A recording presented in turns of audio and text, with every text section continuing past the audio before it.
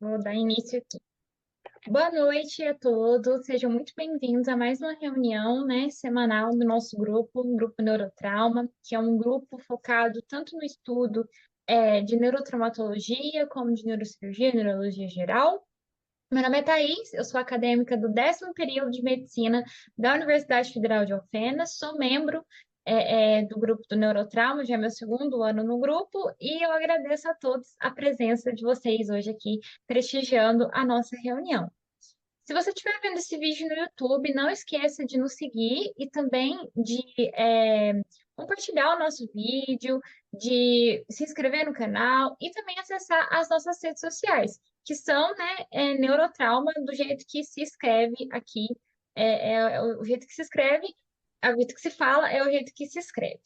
E também convido a quem estiver aqui presente também nos seguir nas redes sociais, porque agora a gente está fazendo vários posts novos, com novos conteúdos, que estão agregando muito aí no conhecimento de todo mundo que está acompanhando as postagens. Bom, a reunião de hoje, ela tem como tema Entendendo o Protocolo CREVS, passo a passo na abordagem inteligente ao TCE. É uma reunião conjunta do grupo de estudo do neurotrauma, né, junto com a Sociedade Mineira de Neurocirurgia e a Academia Brasileira de Neurocirurgia e Sociedade Brasileira de Atendimento Integrado ao Trauma. Como palestrante, a gente vai receber, né, aí com muito prazer, o Dr. Daniel Godoy, que é neurointensivista e coordenador do CTI, do Sanatório Pasteur, presidente do Consórcio Latino-Americano de Enjoo Cerebral, LABIC, diretor do Comitê Neurointensivo da Federação Pan-Americana e Ibérica de Medicina Crítica e Terapia Intensiva e professor associado da residência de Neurocirurgia do ISC em UNAM, no México, e também da Argentina. Como moderadores, a gente vai ter a Ana Gandolfi, que tem doutorado em concussão cerebral, é preceptora de neurocirurgia da EPM da Unifesp, também é membro do setor de neuroemergências e neuroinfecções da EPM e coordenadora do ambulatório de concussão cerebral da Unifesp EPM de São Paulo. Também temos como moderador, que ele não entrou ainda, mas em breve ele vai entrar, o Dr. Jorge Paranhos, que é neurocirurgião, neurointensivista, associado ao MedLife Centros de São João del Rei. Eu queria desejar uma boa reunião a todos e agora eu passo a palavra para a doutora Kelly.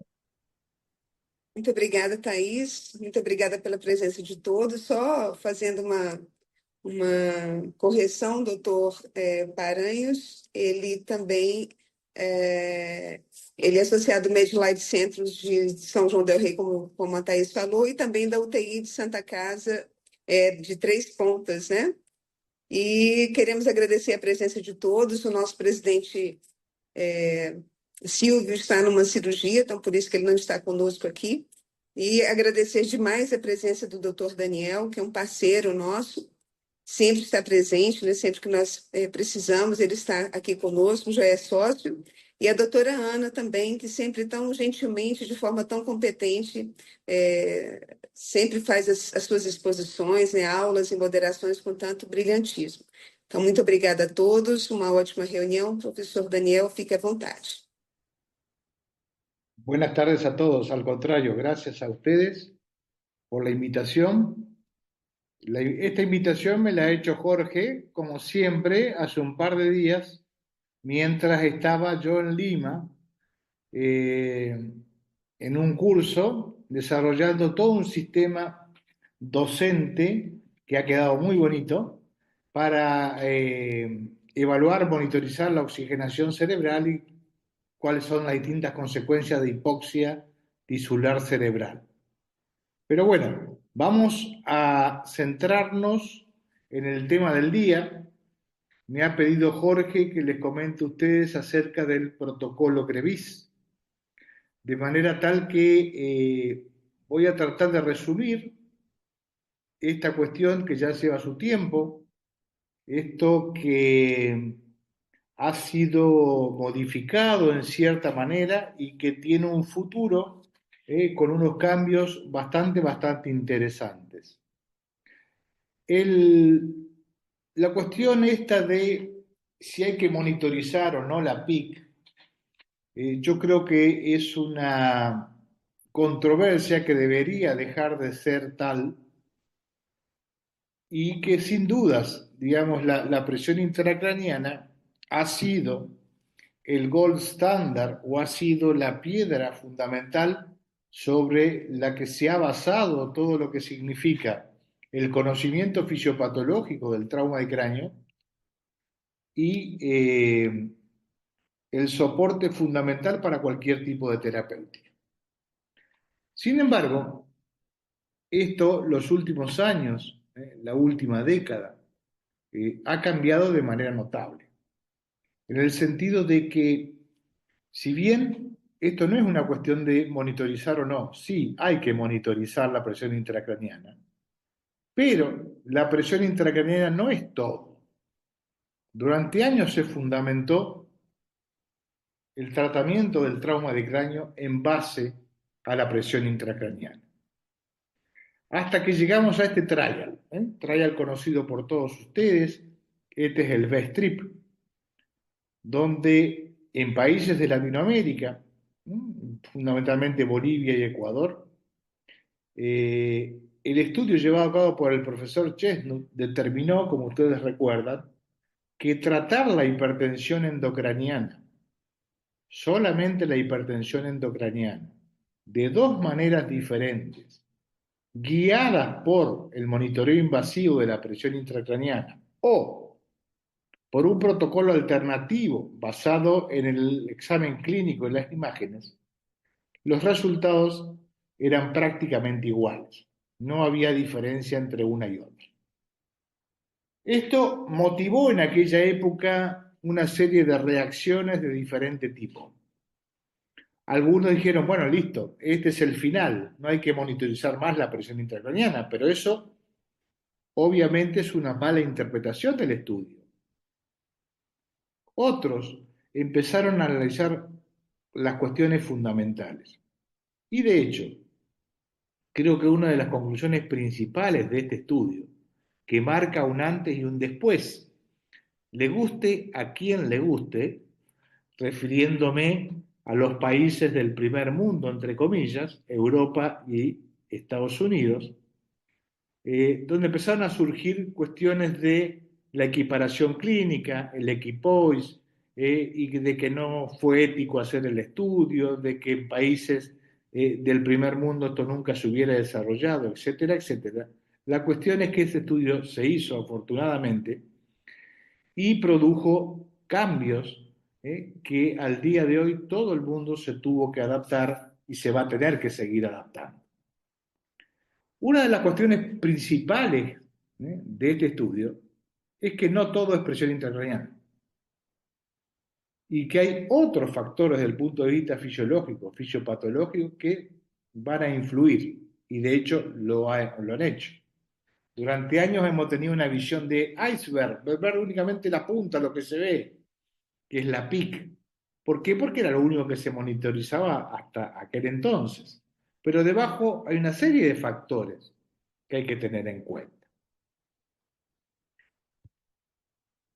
Este estudio, ¿no es cierto?, básicamente basó el examen clínico en el Glasgow, en las pupilas, Glasgow como todos ustedes los conocen, con sus pros, con sus contras, con sus limitaciones, pero el Glasgow al fin, y con el examen pupilar, y con la tomografía serial. ¿De acuerdo a qué? A la escala de Marshall. ¿Por qué fue elegida la escala de Marshall? Sencillamente porque es una escala que está totalmente difundida a lo largo del mundo.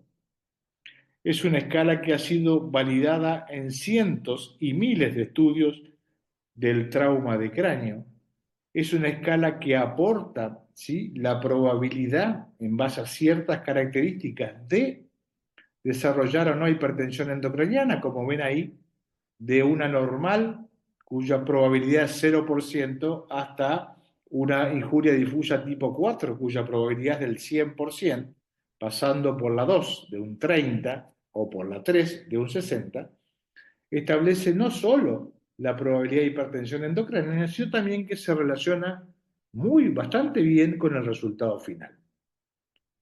¿Pueden haber sido utilizadas otra escala? Y sí, es una cuestión de discutir, pero la de Rotterdam ustedes conocen que no está difundida, no está validada y más allá de que discrimina ciertos tipos lesionales, carece de estudios que hayan avalado la probabilidad de hipertensión endocraniana en base a dicha escala.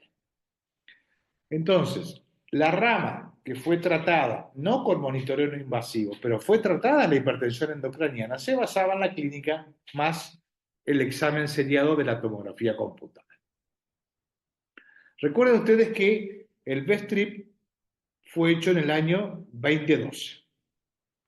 A consecuencia del BESTRIP, de las críticas que recibió el BESTRIP, del análisis del BESTRIP, fuimos convocados, entre ellos quien les habla, en Buenos Aires, en noviembre del 2015, fueron 10 días de intenso trabajo, a un consenso. ¿Y ese consenso qué hizo? Revisó el protocolo del BESTRIP basado en la clínica y en la imagen. De ahí el nombre de CREVIS, Consensus Revisited Image and Clinical Examination. Ven resaltado en el color amarillo las siglas que componen el protocolo CREVIS.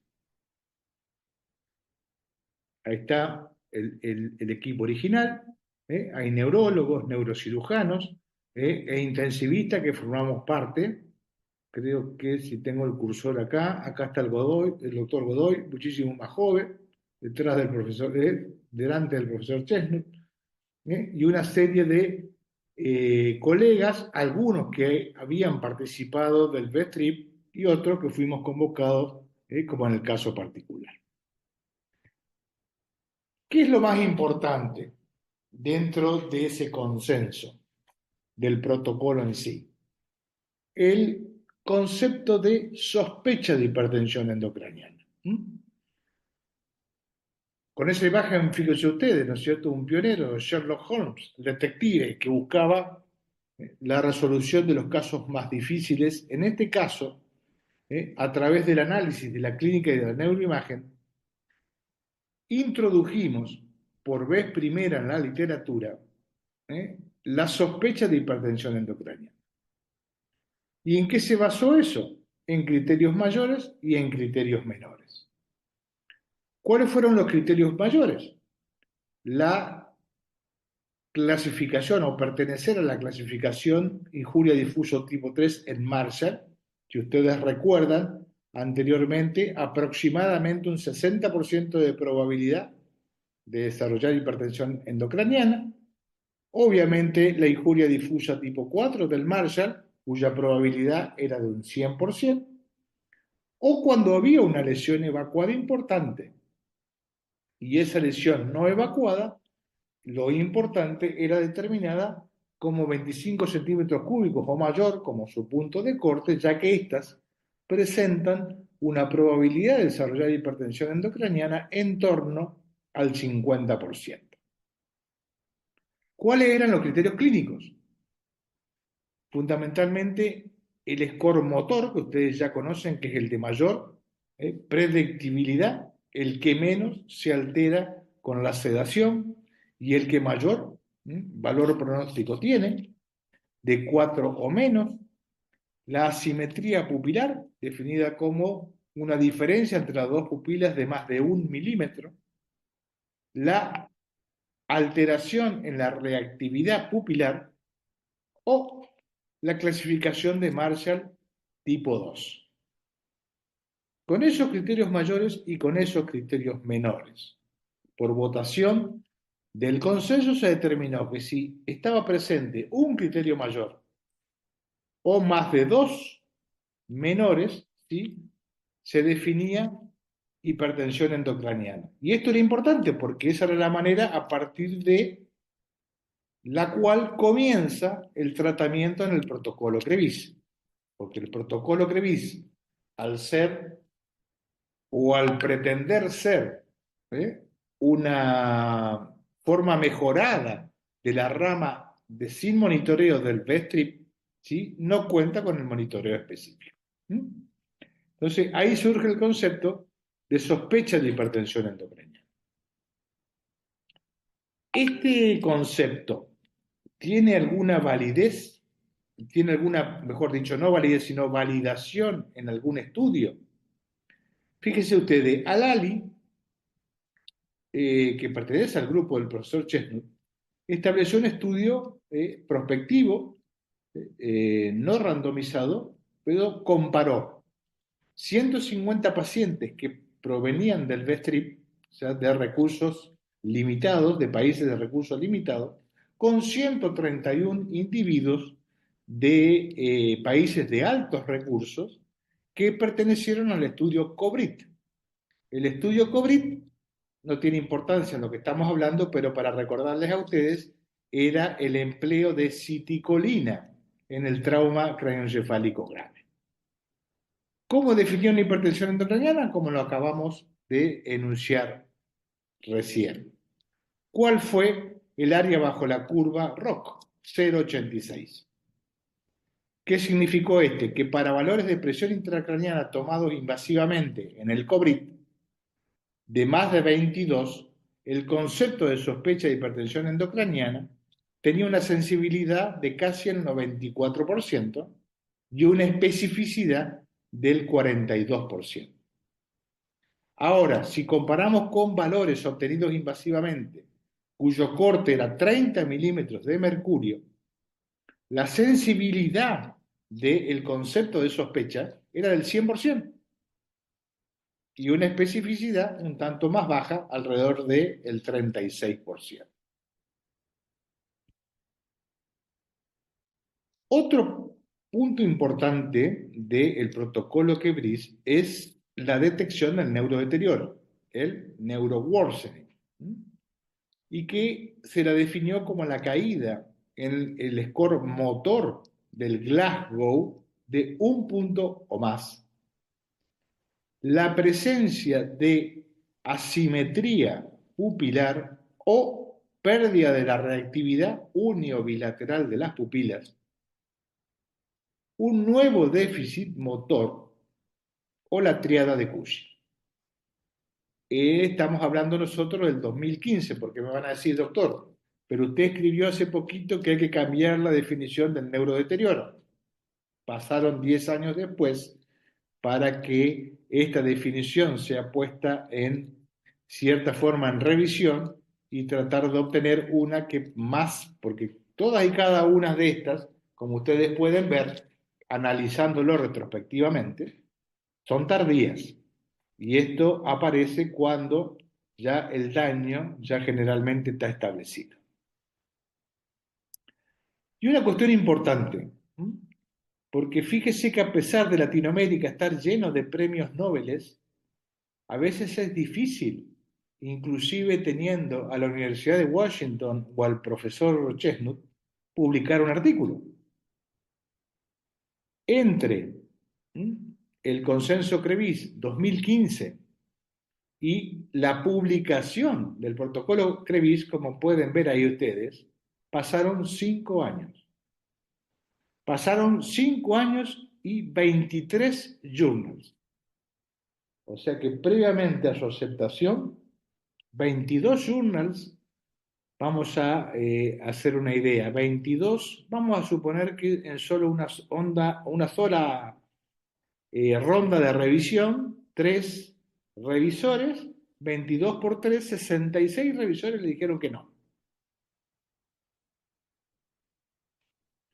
Generalmente esos 66 revisores, el 99,9, provenían de Europa o de Estados Unidos, lugares donde se monitoriza la presión intracraniana y no se concibe un protocolo sin el monitoreo invasivo de la presión intracraniana.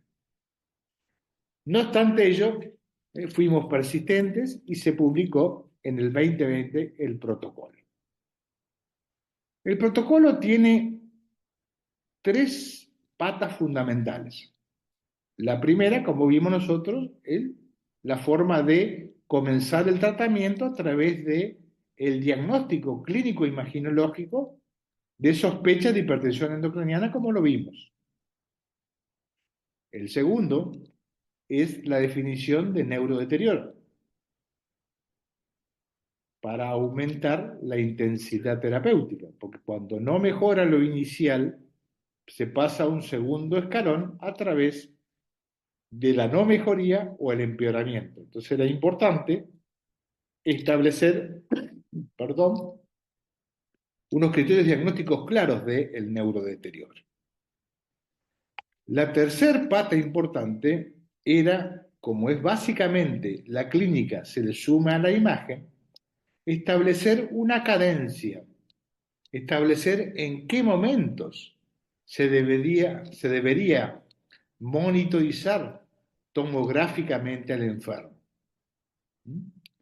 Y en base a esos tres parámetros, sospecha de hipertensión endocrinal clínica, más la tomografía, en qué momento se debería hacer y cómo debería ser seriadamente su obtención, y el diagnóstico del neurodeterioro, ahí se estableció el protocolo siguiendo esas tres premisas fundamentales.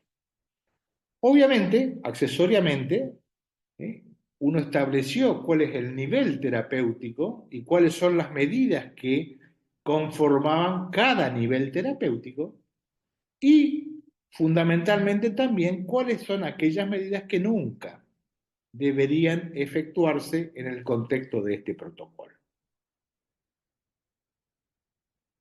Ven ustedes ahí, neurodeterioro, ¿sí? Como fue definido, como ya lo hablamos, la presencia o no de deterioro clínico o imaginológico, y la base, como es la sospecha de hipertensión endocraniana. Si había sospecha de hipertensión endocraniana, ¿sí? Uno comenzaba con el Tier 0, como vamos a ver, o como lo establece el CIVIC ahora, que en el caso del CREVIS no fue llamado Tier 0, pero sí podemos tomarlo como medidas generales.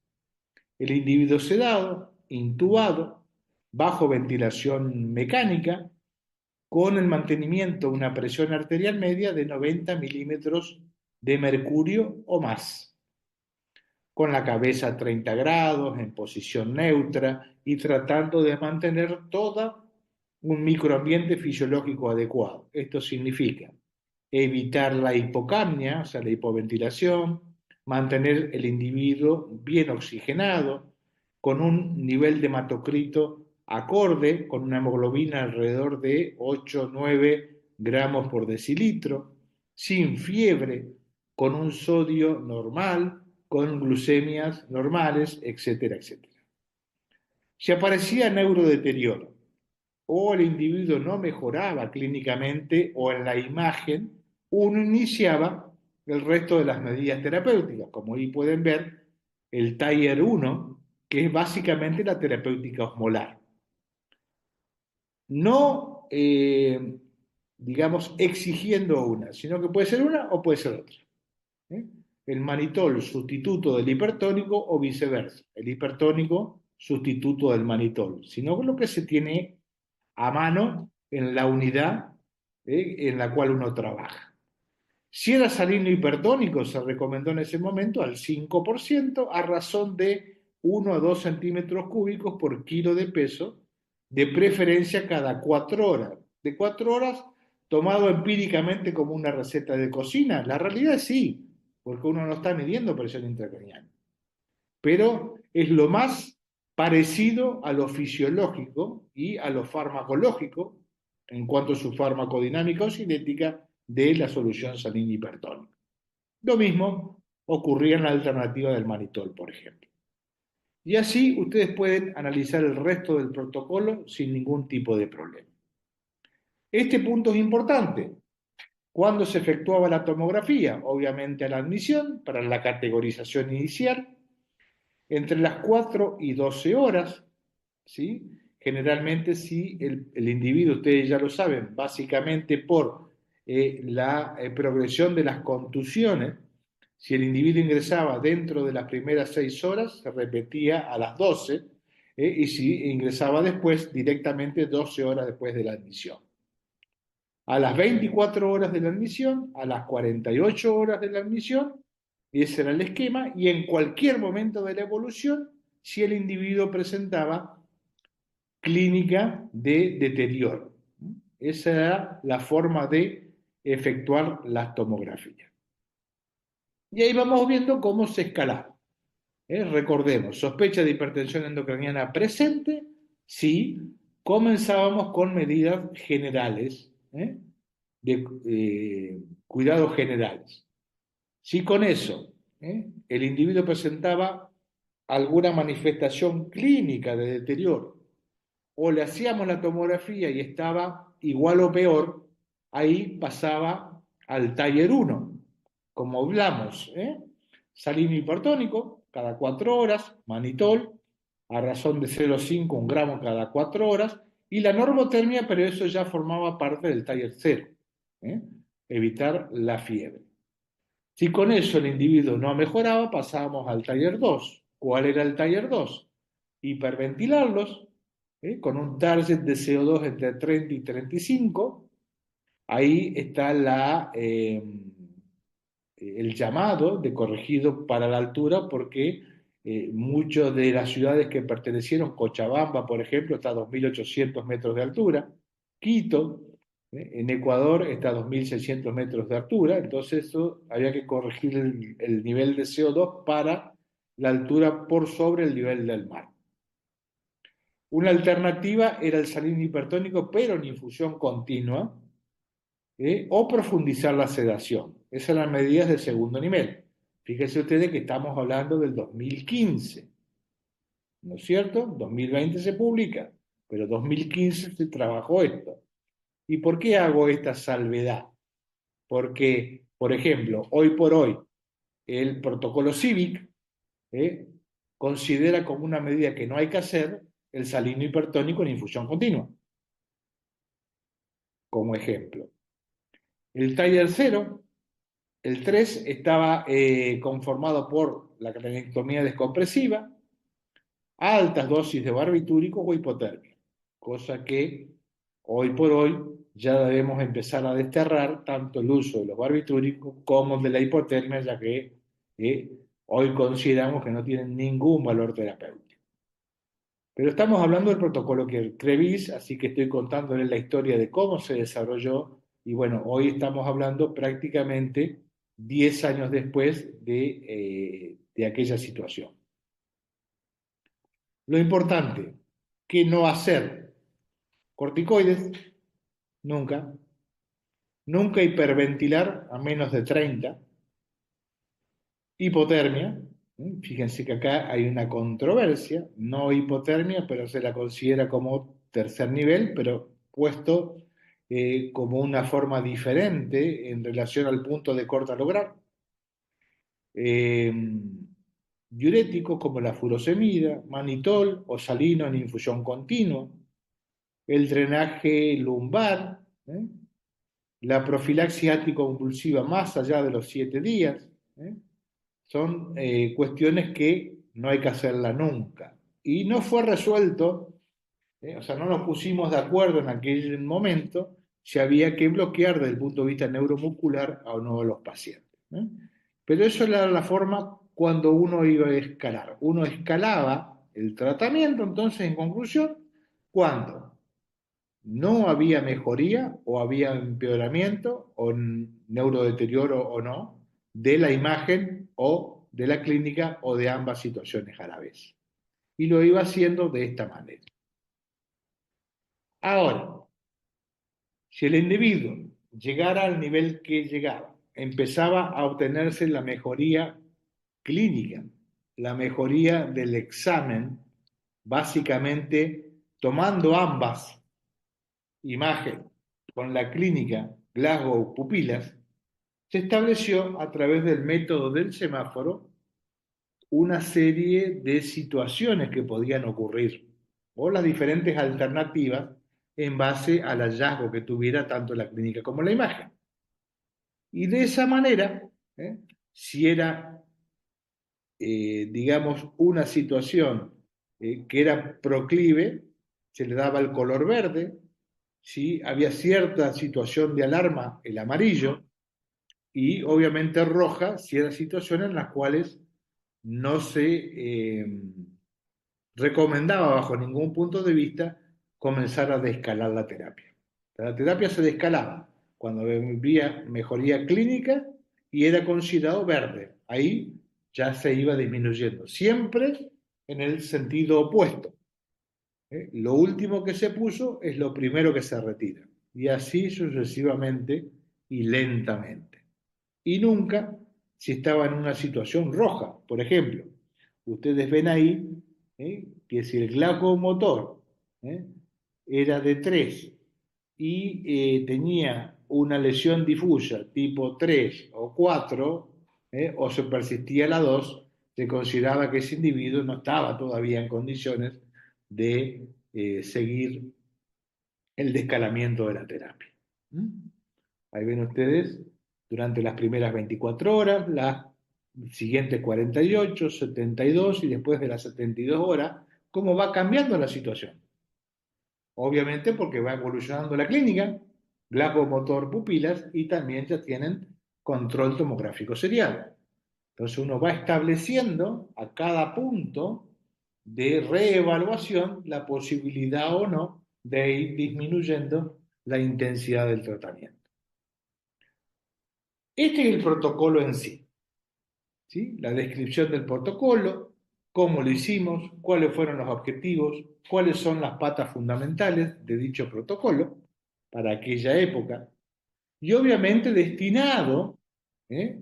Ustedes saben que yo soy, por ejemplo, el autor de un paper que se publicó en Neurocritical Care, donde se establece que solo el 16% de los centros que atienden neurotrauma en Latinoamérica, solo el 16% de los centros, monitorizan la presión intracraniana de manera invasiva.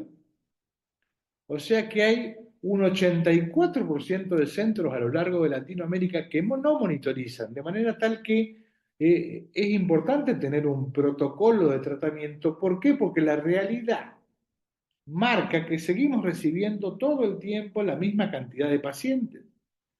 Los pacientes no disminuyen, sino es la posibilidad o no que nosotros tenemos de acceder a tal o cual recurso. No tenemos el recurso bien válido de la existencia de un protocolo. Ahora, ¿este protocolo descrito funcionó? ¿Hay alguna evidencia de que este protocolo haya funcionado? Sí, efectivamente. Publicado en el 2023 en Neurosurgery, ahí ven ustedes la comparación. En dicho estudio se estudiaron 14 centros, que no tenían el protocolo versus 5 centros que seguían el protocolo CREVIS. Con el seguimiento final de los enfermos, al año del evento, fueron enrollados 184 pacientes en el grupo que no seguía el protocolo y 152 en el grupo que seguía el protocolo. ¿Y cuál fue el resultado? Y el resultado fue que claramente los individuos que siguen el protocolo tienen no solo una mortalidad menor, como bien ahí ven ustedes en el riesgo acumulativo en un Kaplan-Meier invertido, o el resultado funcional absolutamente mejor en aquellos individuos que seguían el protocolo CREVIS. De manera tal que el protocolo funciona. ¿Cuál es el futuro del protocolo CREVIS? Mejorarlo. Y creo que a la luz de los conocimientos actuales, sobre todo en todas aquellas medidas de monitoreo no invasivo que permiten sacar el monitoreo de la terapia intensiva, llevarlo a la guardia y hacer un seguimiento total y absoluto, hasta inclusive creo que en el futuro va a servir de tamizaje para aquellos individuos que van o no a recibir el monitoreo invasivo. ¿Sí? Nos juntamos en noviembre del 2023 en Bruselas, acá está el doctor Godoy ya más viejito, y establecimos en dicha oportunidad el consenso de Bruselas para, ¿sí?, ver qué medidas no invasivas hasta ese momento del estudio podían ser catalogadas como de utilidad para el seguimiento de estos enfermos a través de la implementación del protocolo CREVIS, y al mismo tiempo ¿sí? Incorporamos esa medida no invasiva con los puntos de corte, con las recomendaciones para cada determinación, al protocolo CREVIS propiamente dicho, estableciendo una serie de algoritmos basados también en el método del semáforo. Este consenso, aparte de eso, ya introduce ¿eh? el Brain for Care, del cual estoy total y absolutamente enamorado. Así que los felicito a los hermanos brasileños por el desarrollo de esta técnica. Fíjense ustedes que fue invitado a propósito Sergio Brasil, el doctor Paiva, que también está por ahí, acá está, Wallinson, donde establecimos en aquella, también en base, como esto es la base del protocolo CREVIS, el inicio a través de la sospecha de hipertensión endocraniana, mantenida de la misma manera que el protocolo CREVIS. Si era así, acá sí nosotros ya empezamos a hablar de Tier CO, que significa, obviamente, las medidas generales, el examen neurológico.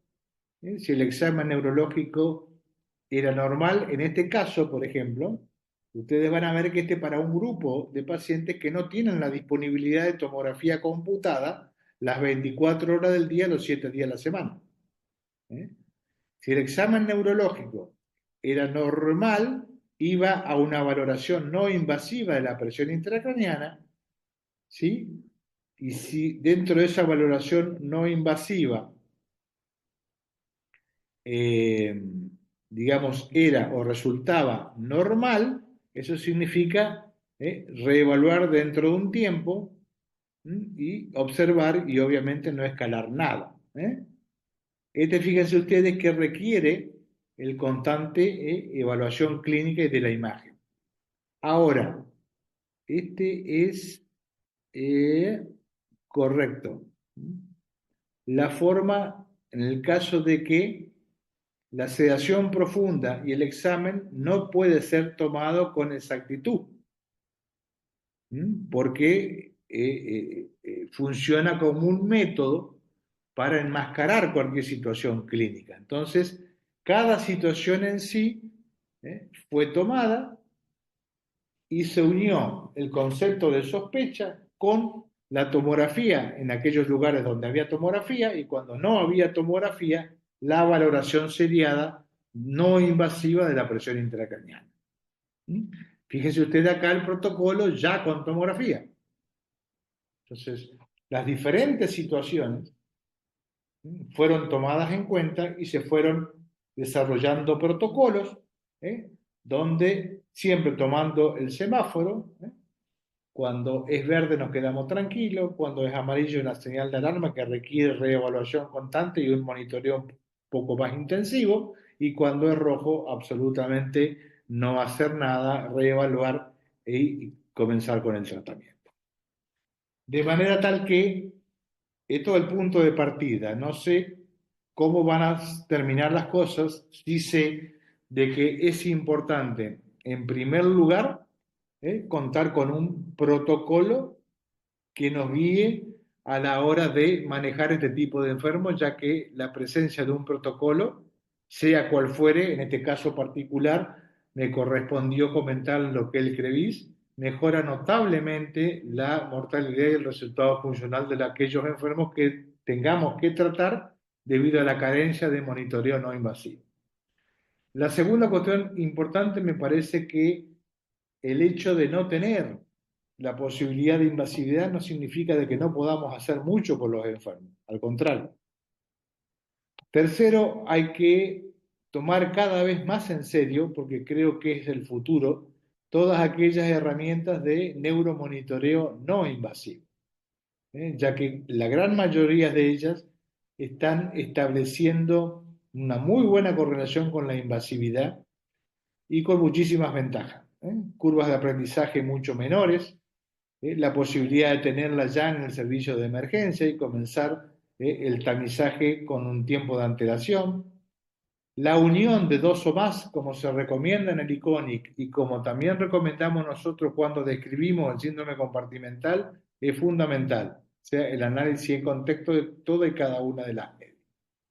Y siempre no olvidar que el paradigma o el centro en el cual debemos guiar nuestra práctica diaria es el examen clínico y la tomografía computada, sea cual fuera la escala que ustedes decidan para que el equipo maneje este tipo de enfermos.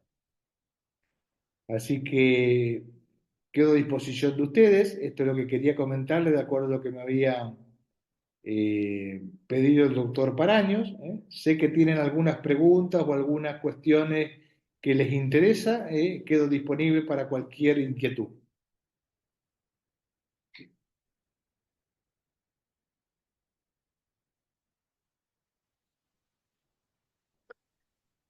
Muito obrigada, professor. Parabéns pela excepcional aula. Agora eu convidado o doutor professor Paranhos e a professora Ana para fazer essas considerações. Não sei se o Paranhos quer começar, Kelly, se eu posso começar. Fique à vontade, Aninha. Tá bom. Bom, primeiro agradeço, professor Daniel, acho que foi uma excelente revisão aí do Crevice, sem dúvida nenhuma. Eu acho que o que fica de lembrança para a gente é que a gente tem que estar perto do paciente, né? A gente tem que estar acompanhando esse paciente muito de perto, que eu acho que esse é a grande questão, né? Muitas vezes a gente está num serviço que tem à disposição a monitorização de pique, mas que a gente vai pôr esse monitor, a gente vai embora do plantão e ninguém vai olhar esse monitor, ninguém vai fazer as medidas, e isso certamente é muito pior do que não ter o catéter de pique, mas ter uma equipe muito bem coesa e muito bem é, treinada para poder lidar com uma possível hipertensão intracraniana. Eu acho que esse é a grande questão. E os métodos não invasivos, que cada vez mais a gente, né, até porque a gente gosta da pique ventricular, mas a gente sabe que tem um índice aí não desprezível de complicações decorrentes da pique ventricular, além da questão da manipulação dela, que não é algo trivial. E pelo menos no nosso país, né, a gente passa ainda no centro cirúrgico, então é um deslocamento a mais que a gente faz do paciente, de um paciente neurocrítico, que para colocar esse monitor de pique e com todas as intercorrências que esse deslocamento podem acarretar. Então, a gente tem nas ferramentas à beira-leito e principalmente não invasivas, tanto o Doppler, quanto o Brain for Care, quanto o pupilômetro, que talvez aí se mostre daqui a algum tempo uma, uma boa alternativa também, mas principalmente fazendo a monitorização multimodal, certamente a gente vai conseguir mudar a história desses pacientes, de novo, desde que a gente permaneça com equipes bem treinadas e que estejam ali no dia a dia do paciente, em especial equipes que tenham um contínuo de acompanhamento desses pacientes, né? Porque o que a gente vê muitas vezes, infelizmente, é aquele local que atende o neurotrauma, mas que troca o plantonista e a conduta depende muito do plantonista que está a cada dia, né? Isso a gente sabe que é muito mais deletério para o paciente, por exemplo, do que a gente não ter um monitor de pique. Así es. Y no solo eso, sino déjame, Jorge, un minuto más que quiero expresar. Uno puede tener también la posibilidad de tener un monitor invasivo, ¿eh?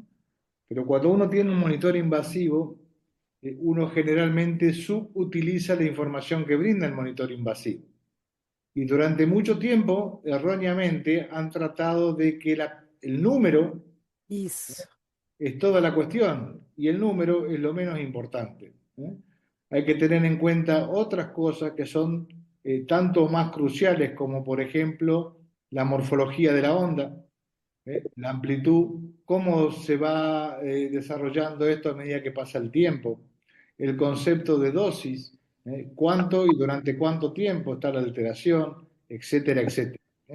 No hay números mágicos en medicina intensiva, no solo en la PIC, sino en nada, absolutamente nada. Yo soy, por ejemplo, también muy escéptico en el tema de enloquecerse por buscar un umbral o un punto de presión de perfusión óptima. La presión de perfusión óptima tengo muchísimas sobrados argumentos fisiológicos para decirles a ustedes que la presión óptima no existe. Es cierto que existe que cada individuo tiene su presión de perfusión y que no es para todos igual. Eso sin ninguna duda es así. Pero durante mucho tiempo hemos estado buscando un número y lo vamos a seguir buscando y no lo vamos a encontrar. Y Perfeito. si lo encontrás, lo vas a encontrar para un individuo particular que quizás para otro no le sirva. No sea lo mismo un número de presión de perfusión óptima para un individuo de 70 años que para los 40 o para los 10. Es totalmente diferente. No es lo mismo un número de presión de perfusión para un hematoma subdural agudo que para un daño axonal difuso. O sea, todo es...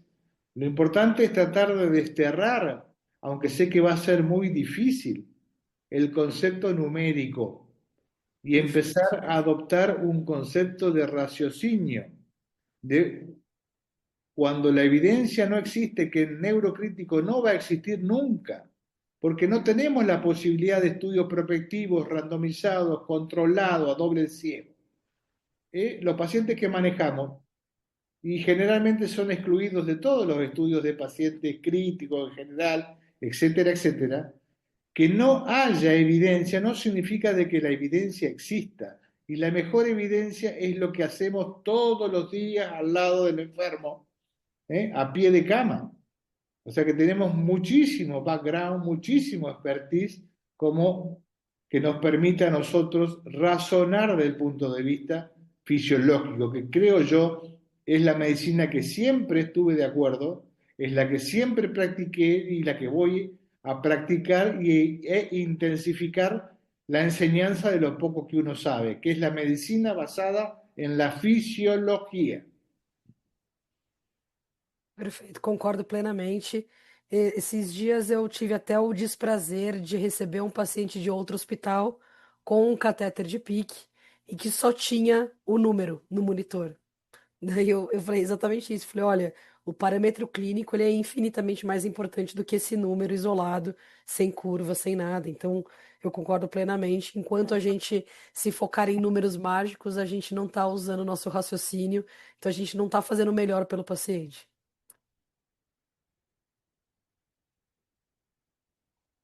Hola Jorge, ¿cómo va amigo?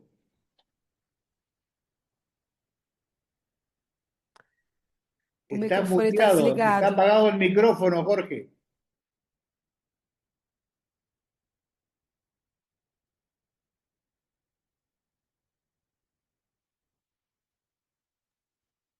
Aí, você está por aí? Consegue ajudar o professor Paranhos? Consigo sim, doutora, só um minutinho. Vou ativar o Listo, microfone dele. Aí, Ahora pronto. sí. listo. Daniel, muchas gracias por tudo. Tive problema muito grave com a coxa. Hoje ela 20 para as 7 e por isso tive retardo para ingressar na reunião. Bom, vamos lá. O que vou falar em português, porque você já entende português melhor do que a gente, até porque você hoje é um sócio emérito da Sociedade Mineira de Terapia Intensiva. O Godoy foi honrado no último Congresso de Terapia Intensiva como sócio benemérito da Sociedade Mineira de Terapia Intensiva. Tantas vezes ele já veio ao Brasil palestrar em nossos congressos. O que mais me impressiona é que esse protocolo é de 2020. Nós que trabalhamos nele durante muitos anos, achávamos que isso seria melhor utilizado pela comunidade de neurocirurgiões que não tinham acesso à monitoração invasiva. Depois veio o protocolo do TCE moderado. Depois veio o protocolo de Bruxelas. E quanto mais a gente tenta mostrar que a beira do leito é importante, mas seguir uma linha de conduta uníssona nos pronto atendimentos é importante e as pessoas não usam.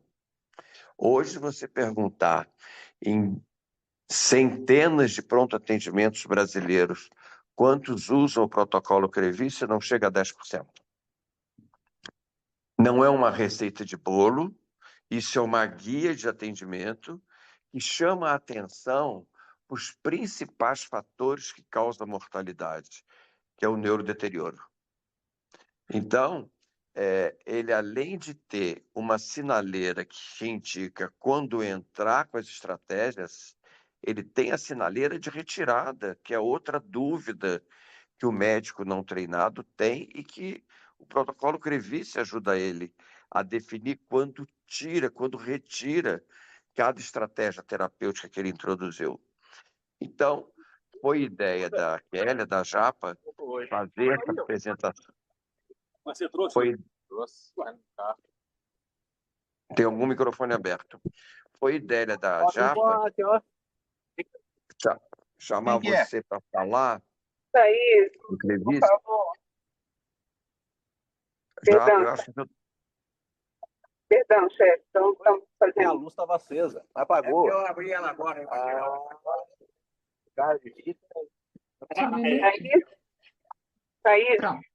ainda tem um microfone aberto aí, discutindo se a luz está acesa. Agora acho que eu Bom, fechei tudo. então, o mais importante da sua aula de hoje, Daniel, é que eu quero que se siga num espaço curto a aula de TCE moderado e o seu trabalho mostrando o ABCD com as monitorações não invasivas, como interpretar, porque apesar, como a Ana mesmo falou, que não são todos os serviços que já têm isso incorporado, a pessoa saber que existe uma metodologia para ser julgada e avaliada para o melhor tratamento do doente tem que ser conhecida por todos. A gente tem que lutar pelo melhor do nosso paciente. Então é preciso que as pessoas saibam que existe um Doppler, que existe uma bainha de nervo óptico, que existe um pupilômetro, que existe um brain for care, que existe um eletroencefalograma de beira de leito, que não é mais nenhuma dificuldade. Qualquer monitor da Nihon Coding tem um eletroencefalograma em beira de leito. Então, não são caros esses monitores, não são... O Midway é muito mais caro que o Nihon Coding. Então, é preciso que as pessoas entendam que essa monitoração não invasiva, ela não é cara, ela é muito mais barata, muito menos custosa do que a invasiva, e que ela está ao alcance de todo mundo. E quem não tiver todos eles, pega o protocolo do Crevice, que você vai seguir com tomografia e com avaliação clínica de beira de leito, que a Ana falou muito bem. Infelizmente, eu durante 40 anos falei bobagem para minha plateia, dizendo que os números da PIC era nada, isso não é nada. Né? A gente acabou de publicar agora o Monro Kelly 4.0, a gente brigou lá em Lima, no Peru, com o número mágico do 22, que a Brain Trauma Foundation quis que a gente engolisse goela abaixo, e nada disso é importante, nada disso é importante. Infelizmente, Rosner estava errado, ele se enganou, a pressão de perfusão cerebral não se mede daquela maneira, e a gente tem que entender que quem não tem esse recurso todo tem que usar o Crevice, porque ele vai diminuir a causa de erro, principalmente no neurodeterioro. Muito obrigado, Daniel, por tudo. Aninha, desculpa eu não estar te ajudando desde o início, mas a hora que eu te contar a catástrofe, vai ficar com pena de mim. Yo no tengo nada que disculparte, amigo, ¿no? Sí, te voy a pedir un favor, que le mandes un abrazo grande a la gente en Manaos. Lamentablemente no voy a poder estar presente, pero bueno, le mando un abrazo a todos mis amigos. Ok, eu ainda não esgotei o seu pedido em relação a Manaus. Essa semana eu te respondo oficialmente, entendeu? ¿Ok? Mantenha a data reservada, save the date, que se eu conseguir uma ajuda, eu vou te levar, tá bom? Muy bien. Vamos? Kelly? Muito obrigada, professor. Deixa eu verificar se tem alguma Bueno, y les cuento una cosa. pergunta. En la Argentina estamos de festejo, ¿no? el doctor Godoy termina corta con ustedes y me voy a tomar unas cuantas cervezas porque han metido presa a la Cristina Kirchner. Entonces estamos de Leão, festejo en este país. já estão quebrados. Você ainda quebra os trem, pronto. Não, esse aqui tava bem equilibrado. Qualquer vela faz diferença. Pessoal, mais alguma Pegar mais pergunta, uma. alguma solicitação? São 3. Larissa, fecha os áudios abertos que estão discutindo coisas paralelas.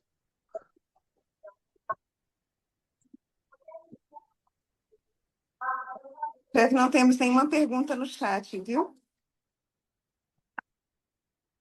Daniel, Sí, vamos ver se essa aula estimula o pessoal. A Aninha tem um número enorme de ouvintes na faculdade. Vamos ver se a gente consegue fazer crescer, né?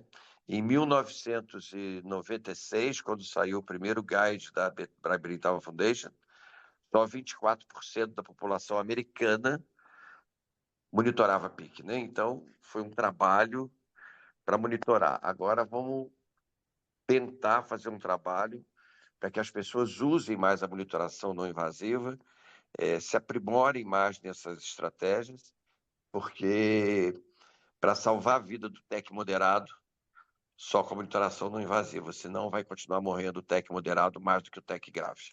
absolutamente, absolutamente. Sem dúvida. E essa aula de TCE moderado, chefe, a gente já pode agendar aí para a semana que vem, professor Daniel?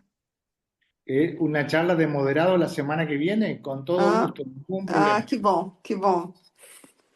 Bom, ningún problema. muito obrigada. Eu gostaria de agradecer a todos, de uma forma especial, o professor Daniel, que sempre, de uma forma muito elegante e tão prestativa, educada, nos atende sempre. E mais do que especialmente agradecer ao professor Paranhos, que tem sido o mentor e apoiador desse projeto, e também a doutora Ana. Sabemos o quanto a agenda de vocês é ocupada e doar uma parte do tempo de vocês para nós é um grande privilégio, né? Então, agradecemos a todos, desejamos uma excelente semana e na próxima semana estaremos aqui mais uma vez. Não sei se a Ana pode, Aninha, depois eu combino com você, mas será um prazer ter vocês aí. Um grande abraço a todos, fiquem com Deus e até a semana que vem. Tchau, tchau, Muy gente. bien, Até semana Tchau, que hasta vem. tchau, luego. pessoal. Um abraço.